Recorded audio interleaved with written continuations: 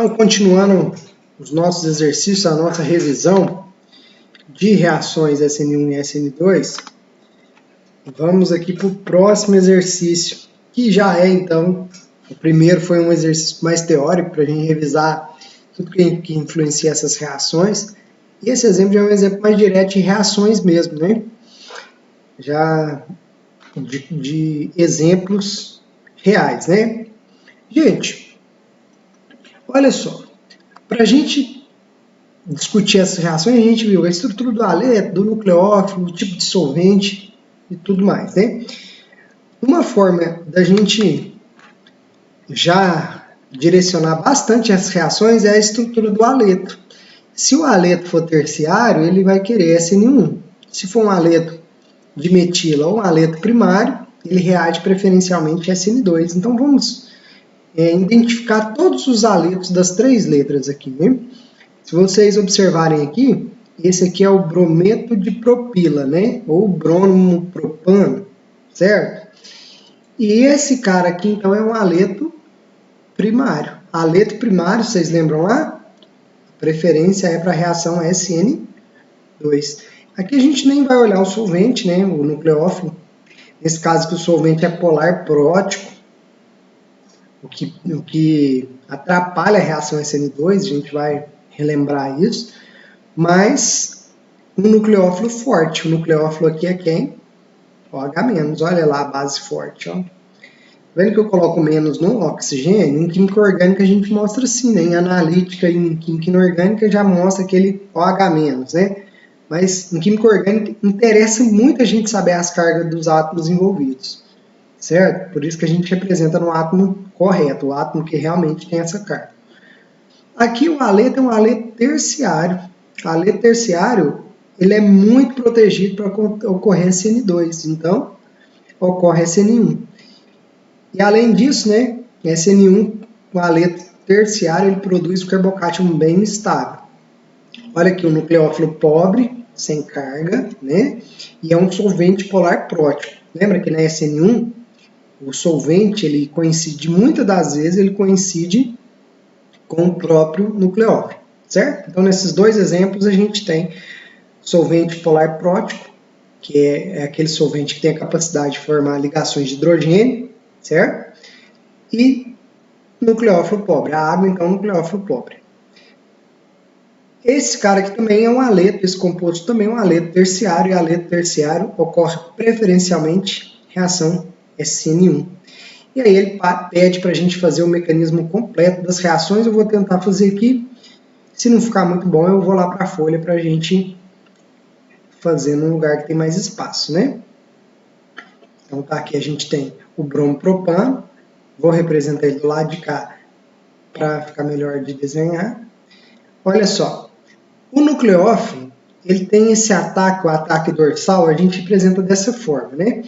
À medida que ele ataca esse carbono, e ele justamente ataca esse carbono porque ele está com a carga parcial positiva provocada pela diferença de eletronegatividade com Br.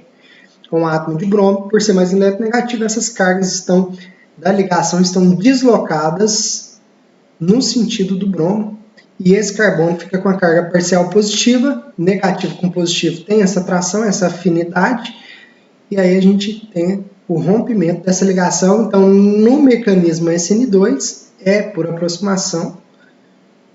E quando, então, tem essa formação dessa molécula,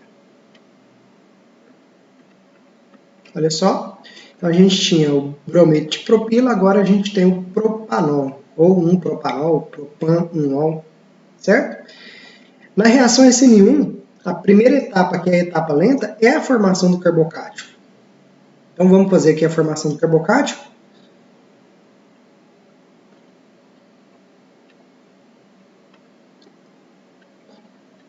Sai o grupo abandonador, nesse caso é o haleto.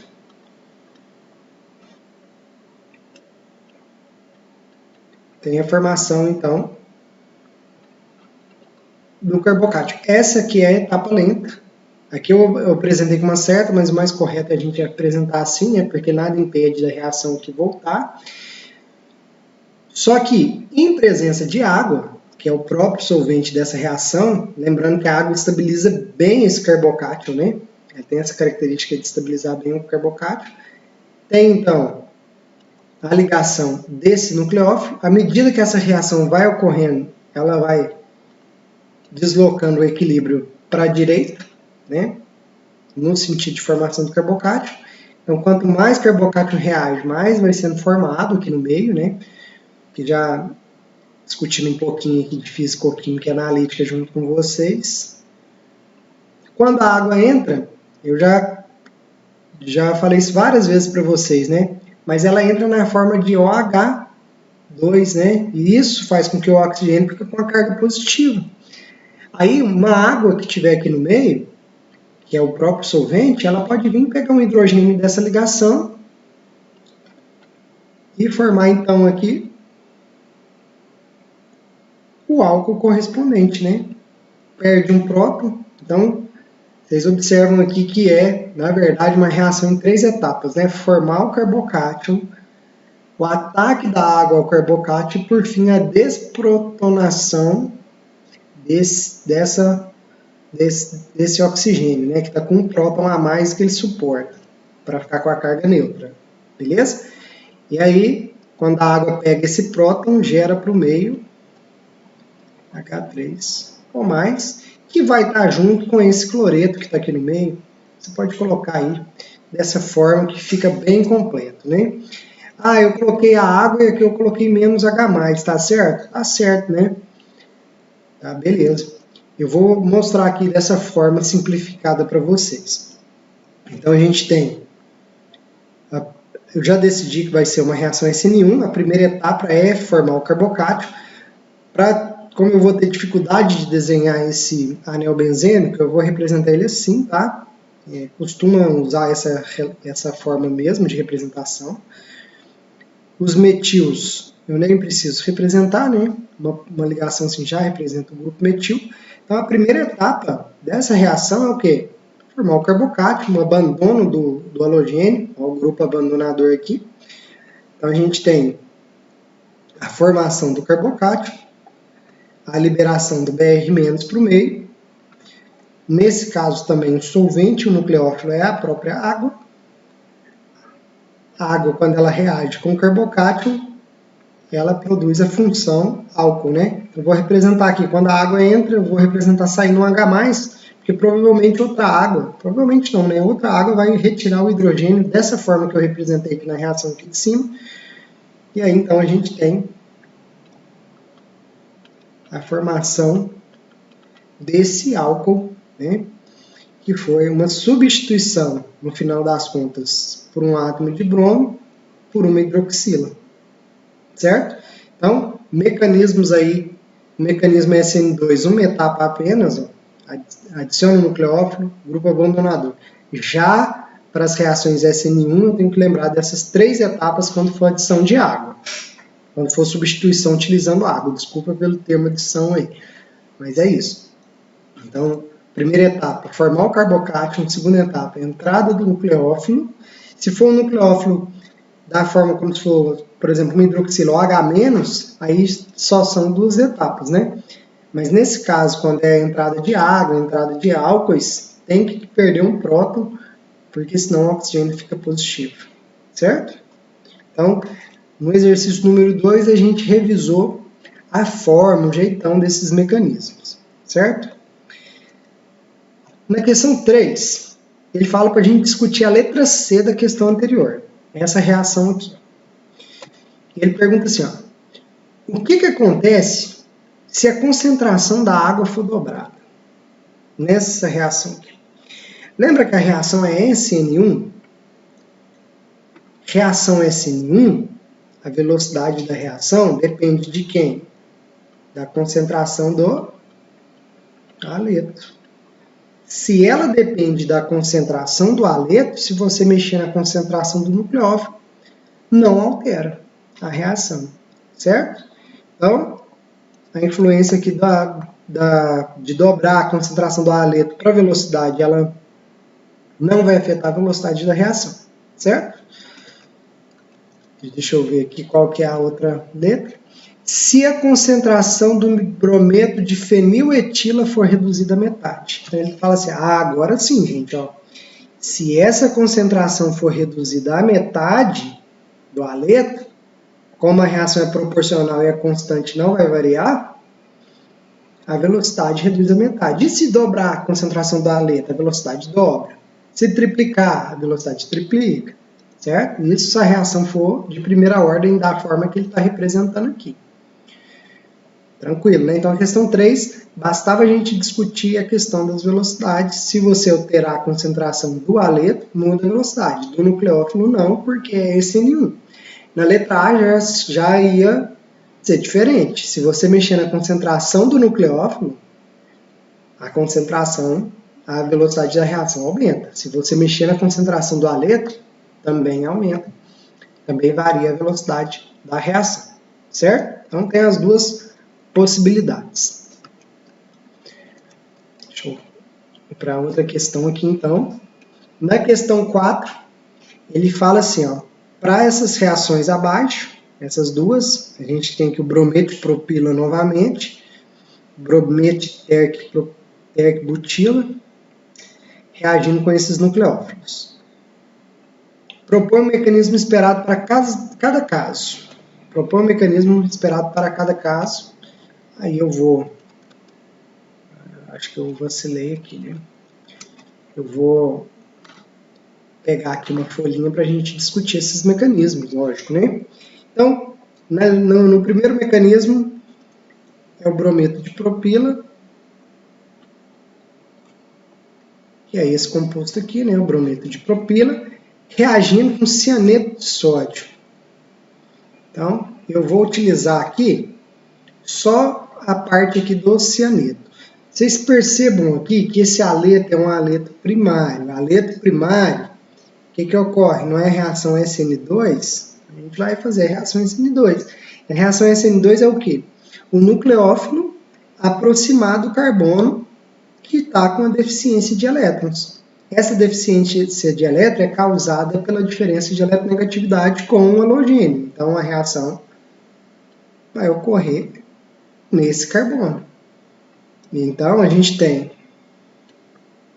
a formação aqui, substituição do BR pelo grupo cianeto, e o BR aqui vai estar no meio, certo?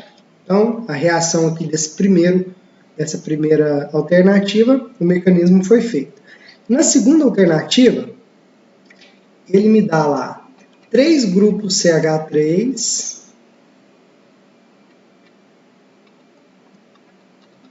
ligados ao carbono, e nesse carbono ligado um grupo BR. Esse aleto é um aleto terciário, e aleto terciário eu lembro que ocorre em SN1 e não SN2, e aí a primeira etapa é a formação do carbocátio. Então a gente tem aqui a formação do carbocátio, nesse caso um carbocátio terciário, beleza? Liberação do BR- para o meio, e o nucleófilo que está aqui é esse nucleófilo de enxofre, né? Que é um tiol, SCH2, CH3, certo, né?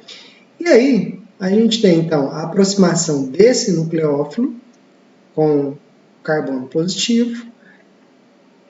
Quando tem essa entrada desses grupos que tem um hidrogênio, esse grupo fica positivo, então ele tem que perder aquele próton, ou por ação do solvente que tiver no meio, ou por ação do próprio nucleófilo, que pode vir retirar esse hidrogênio a mais. Então, já vou representar aqui, retirando esse hidrogênio para facilitar um pouco aqui na hora de fazer esse mecanismo.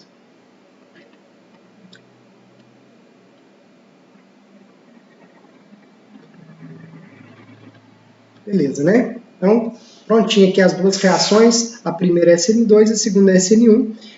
Ele fala aí para a gente discutir essas duas reações com base no que ele vai pedir. Vamos ver lá? Qual destas transformações deveria ocorrer mais rapidamente em um solvente polar apróptico? como a propanona ou dimetilsulfóxido. Gente, lembra que solvente polar prótico é aquele que forma ligação de hidrogênio, que é hidrogênio ligado a flúor, oxigênio ou nitrogênio. Isso aqui favorece muito reação de que tipo? SN1, porque esse solvente polar prótico estabiliza muito bem o carbocátion.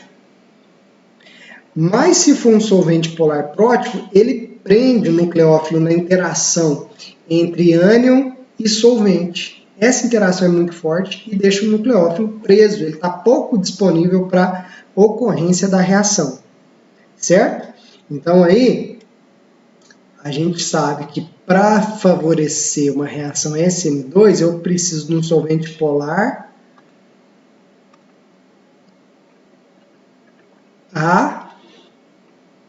aprótico.